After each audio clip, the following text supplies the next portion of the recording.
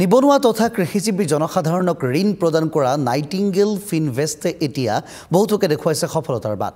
এই বিত্তীয় প্ৰতিষ্ঠানটোৰ পৰা ঋণ লৈ স্বাৱলম্বী হৈছে বহুজন। বৰপেটা আৰু বঙাইগাঁৱৰ বহু লোকৰ বাবে আশাৰ সঞ্চাৰ কৰিছে নাইটিংগেল ফিনভেষ্টে। নাইটিংগেল ফিনভেষ্টৰ পৰা ঋণ লৈ নিজে স্বাৱলম্বী হোৱাৰ লগতে বহুজনে আনকো দেখুৱাইছে স্বাৱলম্বিতাৰ উদাহৰণ। নিবনুৱাৰ বাবে আশাৰ নাম নাইটিংগেল ফিনভেষ্ট। নাইটিংগেল ফিনভেষ্টৰ পৰা ঋণ লৈ স্বাৱলম্বী বহুজন। বৰপেটাৰ বৰভিঠা শাখাই বহুতকে দেখুৱাইছে সফলতাৰ বাট। বঙাইগাঁৱৰ বগুলামাৰীৰ এইজন নিবনুৱা যুৱকে নাইটিংগেল ফিনভেষ্টৰ বৰপেটাৰ বৰভিঠা শাখাৰ পৰা ঋণ লৈ এতিয়া সফলতাৰ মুখ দেখিবলৈ সক্ষম হৈছে।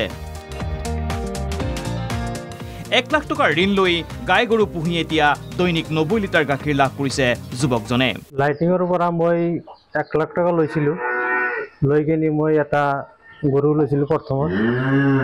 সেই গৰুটোৰ গাখীৰ বিক্ৰী কৰি কেনে মই বহুত লাভৱান হৈছোঁ।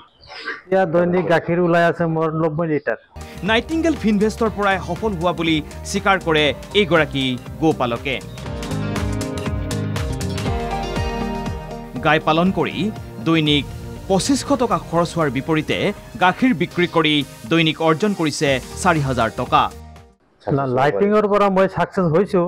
মই আকৌ লৈ কেনে লাভৱান হ'ম মই চেষ্টা কৰি আছোঁ। দিন খৰচ যিকেইটা মোৰ গৰু আছে, এতিয়া গৰু মোৰ 2500 টকামান দিন খৰচ হয়। মই 4000 টকা মই গাখীৰ বিক্ৰী কৰি পাওঁ। এওঁ জপিয়া গাঁৱৰ শ্বাহজাহান বাদশ্বাহ। 5জনী গাই গৰুৰ গৰাকী শ্বাহজাহান। নাইটিংগেল ফিনভেষ্টৰ পৰা প্ৰথমে 40,000 টকাৰ গ্ৰুপ লোন লৈ শ্বাহজাহানে আৰম্ভ কৰিছিল গোপালন। পৰৱৰ্তী সময়ত 2 লাখ টকাৰ ঋণ লাভ কৰে শ্বাহজাহানে।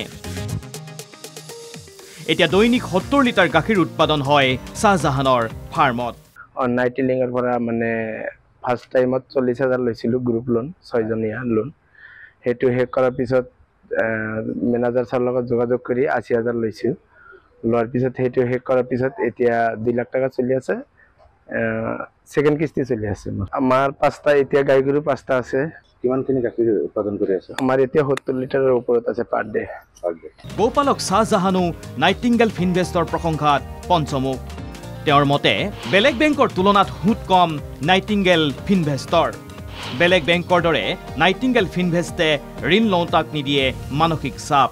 অইন গ্ৰাহকক কি ক'ব বিচাৰে যে নাইটিংগেলৰ পৰা ঋণ লৈ স্বাৱলম্বী হ'ব পাৰিব? হ'ব পাৰিব। এইটো বেলেগ বেংকৰ পৰা এইটো বেংকত ইণ্টাৰেষ্ট বহুত কম আছে। সেইটো ফাৰ্মাৰৰ কাৰণে বহুত ভাল যে বেলেগ বেংকৰ পৰা লোন ল'লে ইমান প্ৰেছাৰ আহে বা ইণ্টাৰেষ্ট বেছি যায়, আৰু নাইটিংগেলৰ পৰা লোন ল'লে ইণ্টাৰেষ্টটো খুব কম আহে। এইটো মোৰ কাৰণে ভাল হয় আৰু।